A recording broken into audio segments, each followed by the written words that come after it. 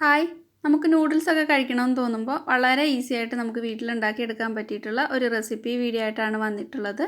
ഒട്ടും ഫ്ലോപ്പ് ആവാതെ തന്നെ നല്ല പെർഫെക്റ്റ് ആയിട്ട് ഉണ്ടാക്കിയെടുക്കാൻ പറ്റിയിട്ടുള്ള ഒരു നൂഡിൽസിൻ്റെ വീഡിയോ ആണിത്. വീഡിയോ ഇഷ്ടമാവുകയാണെങ്കിൽ ഒന്ന് ലൈക്ക് ചെയ്യുക, അതുപോലെ സബ്സ്ക്രൈബ് ചെയ്യാത്തവർ ഒന്ന് സബ്സ്ക്രൈബ് ചെയ്തിട്ട് സപ്പോർട്ട് ചെയ്യണേ. ഈ നൂഡിൽസ് എങ്ങനെയാണ് ചെയ്യുന്നതെന്ന് നോക്കാം. ഇതിന് വേണ്ടിയിട്ട് ഞാനിവിടെ 1.5 കപ്പ് മൈദ ഒരു ബൗളിലേക്ക് ചേർത്ത് കൊടുക്കുന്നുണ്ട്.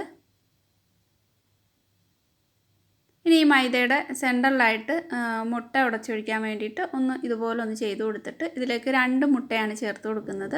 അപ്പോൾ 1.5 കപ്പ് മൈദയിലേക്ക് അത്യാവശ്യം നല്ല വലിപ്പമുള്ള 2 മുട്ടയാണ് ചേർക്കുന്നത്. ഇതിലേക്ക് നമ്മൾ വേറെ വെള്ളമൊന്നും ആഡ് ചെയ്തിട്ടല്ല ഈ ഒരു മാവ് കുഴച്ചെടുക്കുന്നത്. ഈ മുട്ടയുടെ ആ ഒരു നനവ് കൊണ്ടാണ് മാവ് നമുക്ക് റെഡിയാക്കി എടുക്കേണ്ടത്. അപ്പോൾ 2 മുട്ട തന്നെ ചേർത്ത് കൊടുക്കുക. ഈ നൂഡിൽസ് ഉണ്ടാക്കി കഴിയുമ്പോൾ ഒട്ടും തന്നെ കുഴയാതെ കിട്ടാൻ വേണ്ടിയിട്ടാണ് ഇങ്ങനെ ചെയ്യുന്നത്.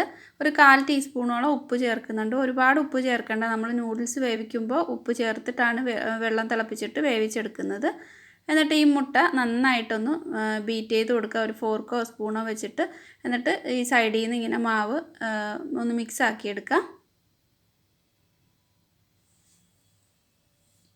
ഈ 1.5 കപ്പ് മൈദയിലേക്ക് ഈ ഒരു 2 മുട്ട, നല്ല വലിപ്പമുള്ള 2 മുട്ടയാണെങ്കിൽ അത്ര തന്നെ മതിയാവും.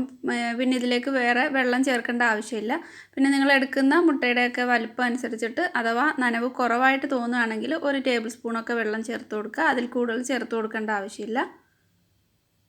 ഇത് കൈകൊണ്ട് നന്നായിട്ട് പ്രസ് ചെയ്തിട്ട് നല്ലപോലെ തന്നെ കുഴച്ചെടുക്കുക.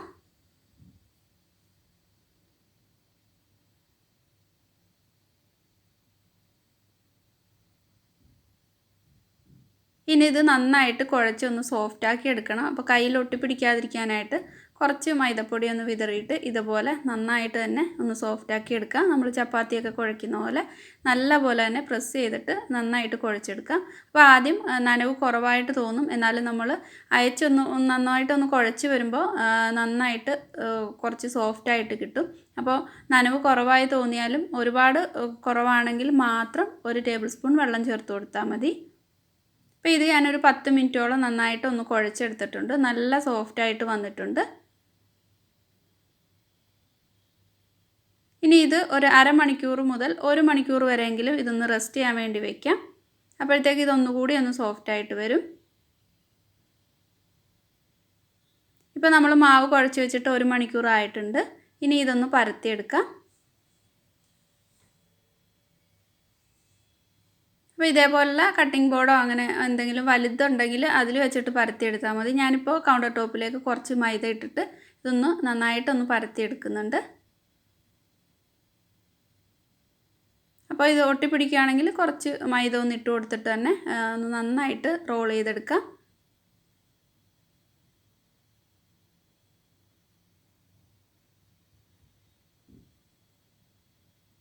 ഒരു റെക്റ്റാങ്കിൾ ഷേപ്പിലൊക്കെ റോൾ ചെയ്യുകയാണെങ്കിൽ അത്രയും നല്ലതാണ്. റൗണ്ട് ഷേപ്പിൽ വേണ്ട. നമ്മളിത് കട്ട് ചെയ്തെടുക്കുമ്പോൾ കുറച്ച് നീളത്തിൽ കിട്ടണമെങ്കിൽ റെക്റ്റാങ്കിൾ ഷേപ്പിൽ തന്നെ റോൾ ചെയ്തെടുക്കുക.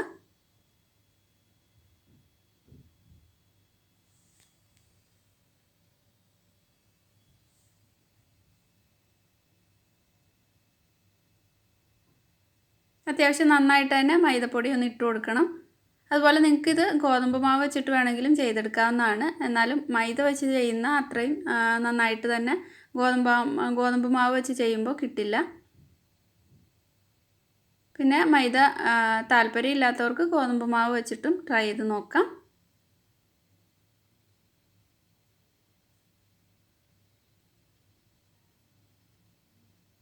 അപ്പോൾ ഇത് ഞാനൊന്ന് നന്നായിട്ട് പരത്തി എടുത്തിട്ടുണ്ട്. ഇനി ഇത് കട്ട് ചെയ്തെടുക്കാം. അപ്പോൾ ഇത് ഞാൻ ഇതുപോലെ 4ആയിട്ടൊന്ന് ഫോൾഡ് ചെയ്തെടുക്കുന്നുണ്ട്. നമുക്ക് നീളത്തിലുള്ള നൂഡിൽസ് കിട്ടാൻ വേണ്ടിയിട്ടാണ് ഇങ്ങനെ 4ആയിട്ട് ഫോൾഡ് ചെയ്തിട്ട് കട്ട് ചെയ്തെടുക്കുന്നത്. അപ്പോൾ ഒരു സൈഡിൽ നിന്ന് ഇതേപോലെ കട്ട് ചെയ്തെടുക്കാം.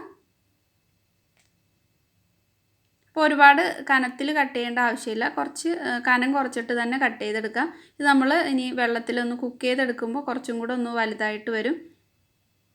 പിന്നെ ഒരുപാടങ്ങ് നാര് പോലെ തന്നെ കട്ട് ചെയ്ത് കഴിഞ്ഞാൽ പൊടിഞ്ഞു പോകും. അപ്പോൾ ഈ ഒരു പാകത്തിന് കട്ട് ചെയ്തെടുക്കാം.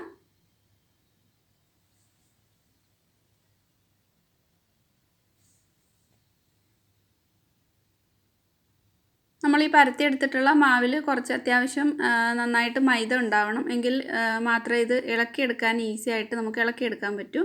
നമ്മൾ കൈകൊണ്ട് ഇങ്ങനെ ഒന്ന് കുടഞ്ഞെടുക്കുമ്പോൾ തന്നെ അതൊന്ന് വേറിട്ട് കിട്ടാൻ വേണ്ടിയിട്ട് കുറച്ചും കൂടെ മൈദ ഇട്ട് കൊടുത്തിട്ടുണ്ട്. എന്നിട്ട് ഇതേപോലെ തന്നെ ഒന്ന് ആക്കിയെടുത്തിട്ട് ഞാനിവിടെ കുറച്ച് വെള്ളം തിളയ്ക്കാൻ വെച്ചിട്ടുണ്ട്. വെള്ളത്തിലേക്ക് കുറച്ച് ഉപ്പ് ചേർത്ത് കൊടുക്കാം. നമ്മൾ നൂഡിൽസിൽ കുറച്ച് ഉപ്പ് ചേർത്തിട്ടുണ്ട്. അപ്പോൾ അത് നോക്കിയിട്ട് മാത്രം ചേർത്ത് കൊടുത്താൽ മതി.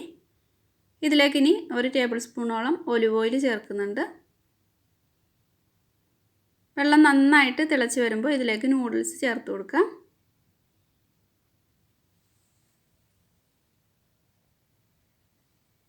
നൂഡിൽസ് ചേർത്തിട്ട് നന്നായിട്ട് തന്നെ കുക്ക് ചെയ്തെടുക്കണം. ഒരു 7-8 മിനിറ്റ് എന്തായാലും കുക്ക് ചെയ്തെടുക്കണം. ഇത് നമ്മൾ ഈ വെള്ളത്തിലേക്ക് ഇട്ട് കഴിയുമ്പോൾ കുറച്ചൊന്ന് ഹാർഡായിട്ട് വരും. എന്നിട്ട് നന്നായിട്ട് കുക്ക് ചെയ്തെടുക്കണം. ഇതിൽ മുട്ടയൊക്കെ ചേർത്തിട്ടുള്ളത് കൊണ്ട് ഇത് കുക്കിംഗ് ടൈം കുറച്ച് ഒരു 5-8 മിനിറ്റ് വരെയൊക്കെ കുക്കിംഗ് ടൈം ഉണ്ട്. നമ്മൾ ഇത് കട്ട് ചെയ്തെടുക്കുന്ന ആ ഒരു വലുപ്പം അനുസരിച്ചിട്ട് കുക്കിംഗ് ടൈമിൽ വ്യത്യാസം ഉണ്ടാവും. അപ്പോൾ നോക്കിയിട്ട് നന്നായിട്ട് തന്നെ വേവിച്ചെടുക്കാം.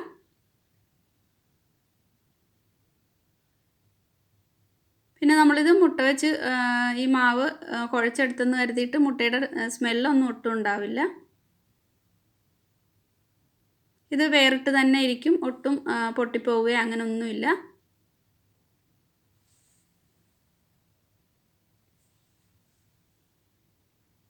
നന്നായിട്ട് ഒന്ന് കുക്ക് ചെയ്തിട്ട് ഇത് ഒരു അരിപ്പയിലേക്ക് ഒഴിച്ചു കൊടുക്കാം. അപ്പോൾ അത്യാവശ്യം വെള്ളം ചേർത്തിട്ട് തന്നെ ഇതൊന്ന് വേവിച്ചെടുക്കണം. നന്നായിട്ട് വെന്ത് വന്നിട്ടുണ്ട്. ഇത് വെള്ളം കളഞ്ഞിട്ട് കുറച്ച് തണുത്ത വെള്ളം കൂടി ഒഴിച്ചു കൊടുക്കുന്നുണ്ട്. നമ്മൾ പൈപ്പിൽ നിന്ന് എടുക്കുന്ന സാധാ വെള്ളമാണ് ഒഴിച്ചു കൊടുത്തിട്ടുള്ളത്. നല്ല പെർഫെക്റ്റ് ആയിട്ടുള്ള നൂഡിൽസാണിത്. നിങ്ങൾ ട്രൈ ചെയ്തിട്ടില്ലെങ്കിൽ ഒന്ന് ഇതുപോലെ ചെയ്ത് നോക്കുക. ഞാനിവിടെ ഒരു പാനിൽ കുറച്ച് ഒലിവ് ഓയിൽ ചൂടാക്കാനായിട്ട് വെച്ചിട്ടുണ്ട്. നന്നായിട്ടൊന്ന് ചൂടാകുമ്പോൾ അതിലേക്ക് വെളുത്തുള്ളി ചേർത്ത് കൊടുക്കുക. ഒരു 2-3 അല്ലി വെളുത്തുള്ളി ഒന്ന് ചെറുതായിട്ട് കട്ട് ചെയ്തതാണ്. ഇതിലേക്ക് ഒരു പകുതി സവാള കൂടി ചേർത്ത് കൊടുക്കുന്നുണ്ട്. പിന്നെ എരിവ് നിങ്ങൾക്ക് കൂടുതലായിട്ട് വേണമെങ്കിൽ പച്ചമുളക് ചേർത്ത് കൊടുക്കാവുന്നതാണ്.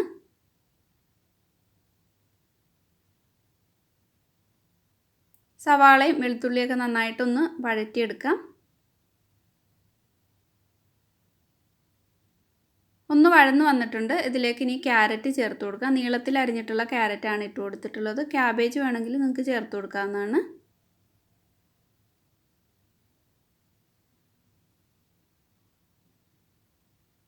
എല്ലാം കൂടെ നന്നായിട്ടൊന്ന് മിക്സാക്കി കൊടുക്കാം.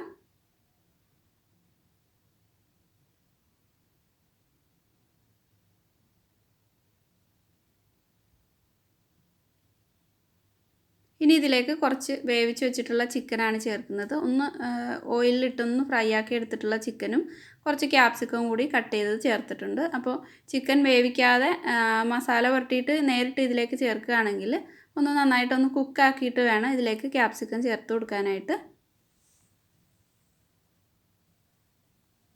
ചിക്കൻ ചേർക്കാതെയും ഇത് ചെയ്യാവുന്നതാണ്. മുട്ട ഒന്ന് ചിക്കി ചേർത്ത് കൊടുത്താലും മതി. ഇതിലേക്ക് ഞാനൊരു 2 ടേബിൾ സ്പൂണോളം ടൊമാറ്റോ കെച്ചപ്പ് ചേർത്തിട്ടുണ്ട്. അപ്പോൾ എരിവ് വേണമെന്നുണ്ടെങ്കിൽ കുറച്ച് ചില്ലി സോസ് കൂടെ ആഡ് ചെയ്ത് കൊടുത്താൽ മതി. ഇതിലേക്ക് 1 ടേബിൾ സ്പൂൺ സോയ സോസ് ചേർത്തിട്ട് നന്നായിട്ട് എല്ലാം കൂടെ ഒന്ന് മിക്സാക്കി എടുക്കാം.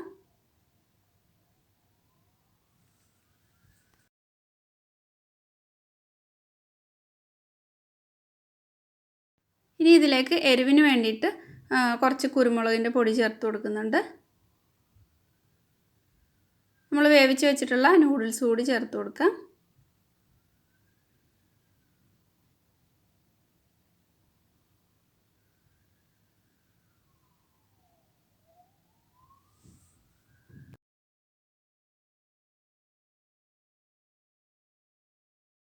എല്ലാം കൂടെ നന്നായിട്ട് ഒന്ന് മിക്സ് ചെയ്തെടുക്കാം.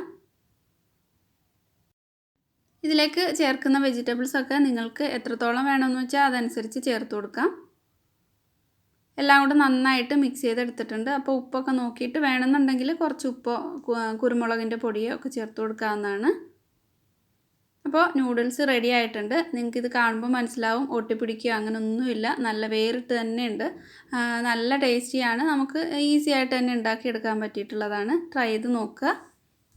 പിന്നെ നിങ്ങൾക്ക് ഈ വീഡിയോ ഇഷ്ടമായിട്ടുണ്ടെങ്കിൽ ലൈക്ക് ചെയ്യുക, ഷെയർ ചെയ്യുക. സബ്സ്ക്രൈബ് ചെയ്യാതെ കാണുന്ന ഫ്രണ്ട്സ് ഒന്ന് സബ്സ്ക്രൈബ് ചെയ്തിട്ട് സപ്പോർട്ട് ചെയ്യുക. അപ്പോൾ പുതിയ നല്ലൊരു വീഡിയോ ആയിട്ട് വീണ്ടും കാണാം. താങ്ക്